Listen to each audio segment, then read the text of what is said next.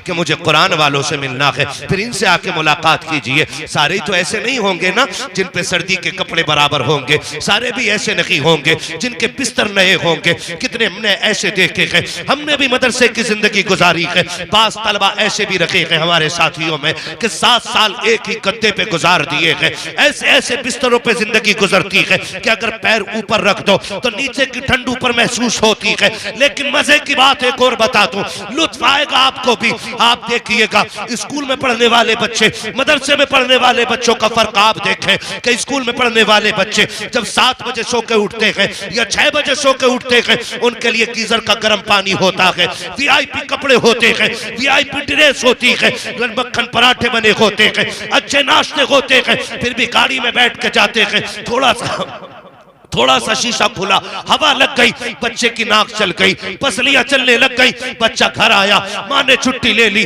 आज मेरा बेटा स्कूल नहीं जाएगा।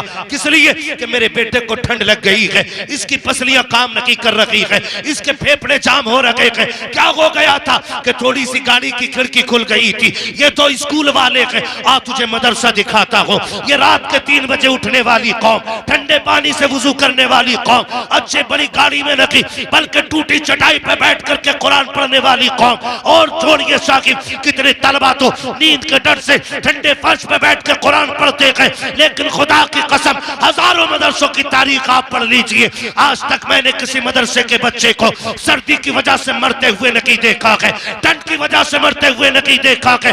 ना कोई बिस्तर देने वाला है, ना कोई संभालने वाला है, लेकिन मस्त कलंदर है। सुबह उठते हैं, शाम तक कुरान पढ़ते हैं, पढ़ते पढ़ते सोते हैं, पढ़ते पढ़ते उठते हैं। ना कोई रजाई उड़ाने वाला। चल कभी मदरसा चल के देख, आज दारुल उलूम के अंदर कितने तो ऐसे होते हैं कि जब लेटते हैं रजाई उतर जाती है, कोई उड़ाने वाला नहीं है। वो बच्चे जो घर में रहते हैं, 3 मरतबा माँ चेक करती है, बेटे का कंबल तो नहीं खुल गया है, फिर भी बेटे बीमार हो जाते हैं। लेकिन इन मदरसे वाली जमात को देखो, ना कोई इनके बिस्तर संभालने वाला, ना कोई कंबल उड़ाने वाला।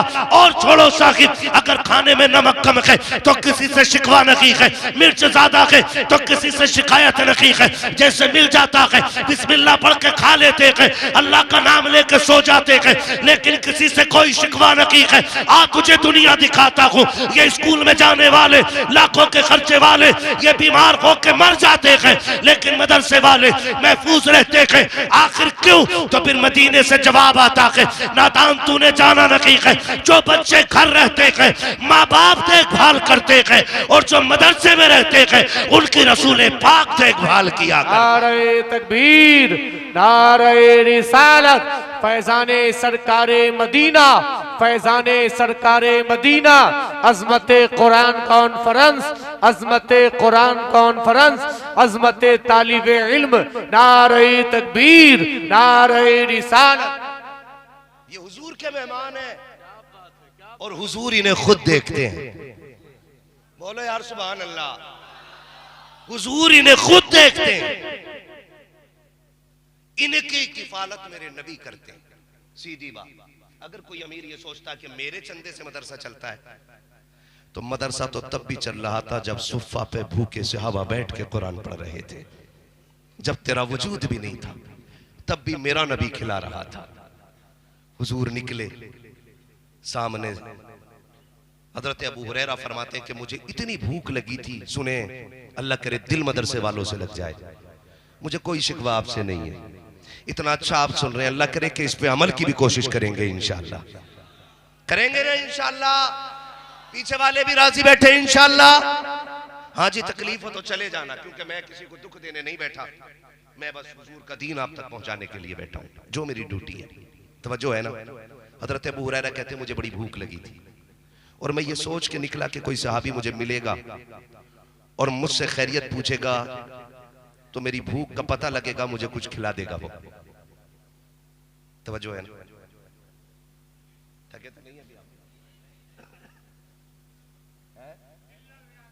अल्लाह सलामत रखे। और दिल महफिलों में लगने लगे तो समझ लो हुजूर की तवज्जो इधर हो गई है। ये बात ख्याल रखा करो खास, अल्लाह बरकतें अता करे। हजरत अबू हुरैरा करके मैं खड़ा था कि काश कोई मुझसे मेरी खैरियत पूछ ले, तो गैरत वाले सहाबा थे, बेगैरत नहीं थे, गैरत वाले थे। आज तो ना, बस अल्लाह खैर करे, मैं किसी और तरफ नहीं जाना चाह रहा हूँ। खड़े आए, कोई पूछे, देखा सामने से हजरत उमर आ रहे हैं, सलाम किया, जवाब दिया। उन्होंने पूछा कैसे खड़े हो? कहा एक मसला पूछना था। मसला पूछा, जवाब दिया, हजरत उमर ने चले गए। अबू हुरैरा चुप खड़े, कोई इन्होंने तो मेरी भूख को पहचाना ही नहीं। फिर देखा हजरत अबू बकर सिद्दीक आ रहे हैं, वो भी पूछे कैसे खड़े हो? का सवाल था एक, उनसे भी एक मसला पूछा, जवाब दिया, वो भी चले गए। फिर हजरत अबू हुरैरा कहते हैं उन्होंने मेरी खैरियत तो पूछी ही नहीं, पता ही नहीं लगाया मेरी भूख का। थोड़ी देर गुजरी के सामने से हुजूर आ जाते हैं, सुभान अल्लाह, सुभान और फिर मेरा नबी, खंजर चले किसी पे तड़पते हैं हम अमीर, सारे जहां का दर्द हमारे जिगर में है। शायद हुजूर आए ही इसलिए थे। मेरा इमाम कहता और कोई गैब क्या, तुमसे निहा हो भला, जब ना खुदा ही छुपा तुम पे करोड़ों दुरूद। हुजूर आ गए, सलाम किया अबू हुरैरा ने, हुजूर ने जवाब दिया। हुजूर फरमाते हैं कैसे खड़े हो? हुजूर एक सवाल पूछना है। हुजूर ने हाथ पकड़ा, कहा अबू हुरैरा सवाल पूछना है कि भूख लगी है? हजरत अबू हुरैरा कहते हैं हुजूर मुझे लेके गए और आवाज दी घर के अंदर कुछ है, तो हुजूर के घर से एक दूध का प्याला मिल गया। मैं दूध का प्याला देख के बड़ा खुश हो गया कि लो भाई आज भूख मिट जाएगी। कहते हुजूर के पास प्याला रखा, हुजूर कहते हैं अबू हुरैरा जी का सुफ़ा पे जो कुरान वाले बैठे हैं उन्हें बुला लाओ, उन्होंने भी कई दिन से नहीं खाया है। कितने थे? 70। कितने? 70। मैं बुला लाया। कहते लेकिन मैं सोच रहा था एक प्याला है और हुजूर ने इन्हें भी बुला लिया, भूख तो मुझे ही बहुत लगी है। कहते लेकिन कुर्बान जाऊं मेहरबान नबी के, 70 आ गए, हुजूर ने वो प्याला उठा के मुझे ही दिया, कर लो दाहिनी जानिब से सबको पिलाना शुरू करो। कहते हैं जब मैंने पहले बंदे को वो प्याला पेश किया ना, तो हुजूर ने फरमाया पेट भर के पियो। कहते हैं उन्होंने पेट भर के पी लिया, फिर प्याला मेरे हाथ में आया, मैंने देखा जितना था उतना का उतना ही है। सुभान अल्लाह, सुभान अल्लाह। कहने लगे फिर कलेजा ठंडा होने लगा कि अगर एक से खत्म नहीं हुआ तो अब ये 70 से भी खत्म नहीं होना है। कहते हैं दूसरे ने पिया, तीसरे ने पिया, चौथे ने कहा मैं 70 सबको पिला चुका। फिर हुजूर ने कहा अबू हुरैरा अब तुम पियो। कहते मैं तो था भूखा, मेरी मौज लग गई, मैंने प्याला लगाया तो हटाया ही तब जब पेट भर गया। मैंने फिर देखा प्याला फुल। आका कहते और पियो। कहते फिर मैंने पिया, जितना पिया जा सका पिया। कहा हुजूर ने फिर कहा और पियो। कहा हुजूर बस अब नहीं पिया जाता। कहते हुजूर ने फरमाया सबने पी लिया। कहते फिर हुजूर ने वो प्याला लिया और फिर हुजूर ने वो दूध पिया। अबू हुरैरा कहते हैं क्यों जनाबे अबू हुरैरा, कैसा था वो जामे शीर जिससे 70 साहिबों का दूध से मुंह फिर गया। ये मेरे इमाम ने कहा। हजरत अबू हुरैरा कहते हैं 70 थे, अगर 70,000 होते तो वो दूध सबके लिए काफी हो सकता था। तो अगर कोई ये समझता मदरसे हम चलाते हैं तो औकात में रहे। मदरसे तुम नहीं, मदरसे शाहे उमम चलाते हैं। और ये भी सच्चाई है। जब कभी मदरसों के मतबख कैंटीन में खाना खत्म होता है ना, तो ये उन लोगों के दरवाजे पे बिल्कुल नहीं जाते जो कुत्तों की तरह झिड़कियां देते हैं, जो जलील करके लौटाते हैं। ये नहीं जाते किसी अमीर के दरवाजे पे। शायद ये राज कभी ना खोल सके, लेकिन मैं कह रहा हूं जब सुबह होने वाली होती है और मतबख में कुछ नहीं होता, फिर ये मुसल्ले बिछाते हैं, 2 रकात नमाज हाजत पढ़ते और रुख करते हैं हुजूर के मदीने की तरफ और रो के कहते हैं आका मेहमान आपके हैं। अगर ये फाके से रह गए बात हमारी नहीं जाएगी। लोग कहेंगे हुजूर के मेहमान और फाके से रह गए। जब ये रो के इतना कहते हैं, खुदा की कसम गैब से इतनी मदद होती है, हुक्म मदीने से होता है और दरवाजे पे कोई ना कोई लेके कुछ ना कुछ हाजिर हो जाता है। ये सोच के मत आओ कि तुम इनकी मदद कर रहे हो, ये सोच के आओ कि इनके जरिए हमें हुजूर से मदद लेनी है। करेंगे इंशाल्लाह, करेंगे इंशाल्लाह। कारी साहब आगे भाई, कितने कारी साहब दोस्त के पास ही घुस गया, हम तो कतई फोकट में बैठे। अल्लाह सलामत रखे। या साथी साहब, ये उलमा इनकी मेहनत है। आपसे इतना कहूंगा, कभी अल्लाह तौफीक दे मदरसे आइए, कभी किसी कुरान वाले को बेटा कह के आवाज दो। ये वतन से बेवतन रहते हैं। आज भी मैं देख रहा था दूर दूर के बच्चे भी इसमें फारिग हो रहे हैं, है ना। दूर दूर के बच्चे भी यहां फारिग हो रहे हैं, सूबा तक बदला हुआ है, स्टेट चेंज है। तो अब जाहिर है ना, इनके माँ बाप तो वहीं होंगे ना। कुछ भी है यार, अगर जिला भी बदला है तो माँ बाप तो यहां नहीं रहते होंगे ना। अल्लाह ने तुझे अगर दिल दिया है, कभी मदरसे आ और किसी भी कुरान वाले को बेटा कह के आवाज दे, 150 उसकी जेब में डाल, तेरा क्या चला जाएगा। अगर परदेश में उसे किसी के लहजे में बाप का लहजा नजर आ गया ना, तो जा एक कुरान वाले की दुआएं ले ले, भले तेरी कब्र पे अजान हो या ना हो, तेरे मरने के बाद 1.5 क्विंटल चना पढ़ा जाए या ना पढ़ा जाए, अगर कुरान वाला दिल से दुआ दे गया ना, तो तुझे कब्र में आने में देर लगेगी, खुदा को तेरी कब्र को जन्नत बनाने में देर नहीं लगेगी। ये कीजिएगा, हमें ये काम करने चाहिए। करेंगे इंशाल्लाह, करेंगे इंशाल्लाह, वादा कीजिए इंशाल्लाह। आखिरी बात और बात खत्म, ठीक है ना।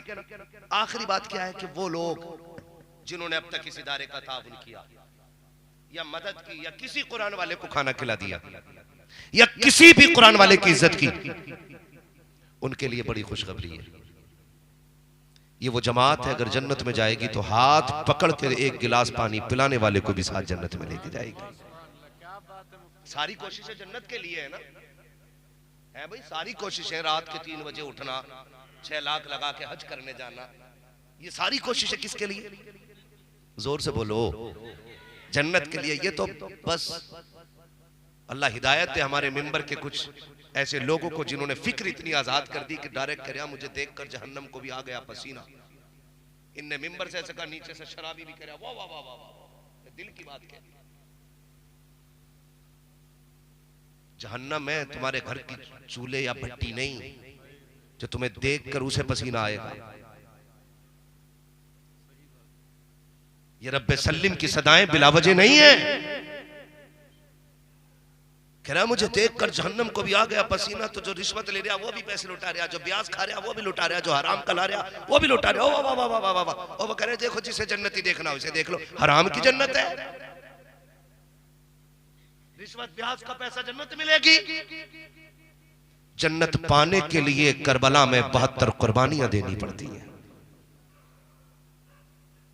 जन्नत के लिए नबी का चचा कलेजों के टुकड़े करा ले रहा है, और यहां शराबी जुआरी भी बैठा हुआ कह रहा है मुझे देखकर जहन्नम को भी आ गया पसीना। डरे। हुजूर ने फरमाया जब भी मांगो अल्लाह से जन्नत मांगना, इसलिए कि जब कोई बंदा कहता अल्लाह जन्नत दे, तो जन्नत खुद कहती है मालिक मुझे इसके नसीब में लिख दे। हमें जन्नत की तलाश में रहना है, धोखे में नहीं आना है। अमली तौर पे तैयारियां करनी है, और कोई ऐसा गवाह बना लो जो कयामत में काम आ जाए।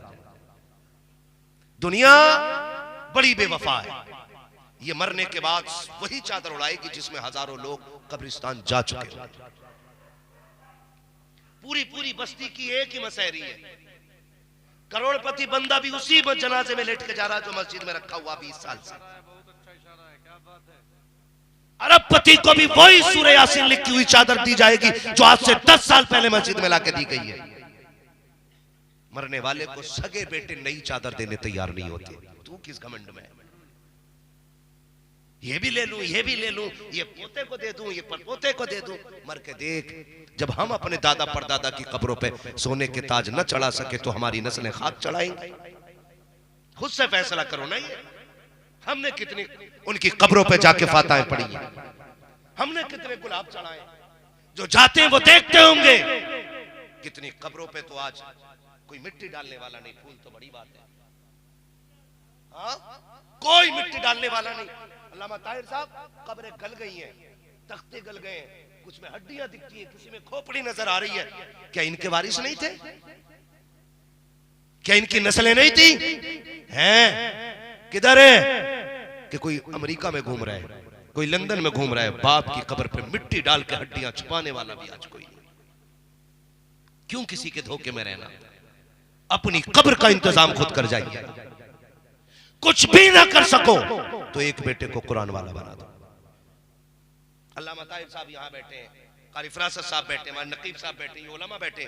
ये दुनिया के जिस कोने में जाएंगे पूरी जिंदगी भी कब्रिस्तान ना जाए, आज ये यहाँ बैठे, इनकी यहाँ बैठक का सवाब इनके बाप और माँ अगर कब्रों में है तो उनकी रूहों को पहुंचाएगा अल्लाह ताला। वाह वाह वाह सुभान इसलिए अपने बच्चों को कुरान जरूर दें, दीन जरूर दें अपने बच्चों को। अल्लाह ताला हमारी नस्लों को कुरान और दीन की समझ नसीब फरमाए। आखिरी बात सुन लें जो मैं कहना चाह रहा था। एक बाप ने बेटे को कुरान पढ़ाने की तमन्ना जाहिर की। बड़े बड़े आशिक होते हैं ये बच्चे बैठे हैं, मुझे लगता है मदरसे पढ़ते होंगे ना बेटा, मदरसे पढ़ते हैं ना,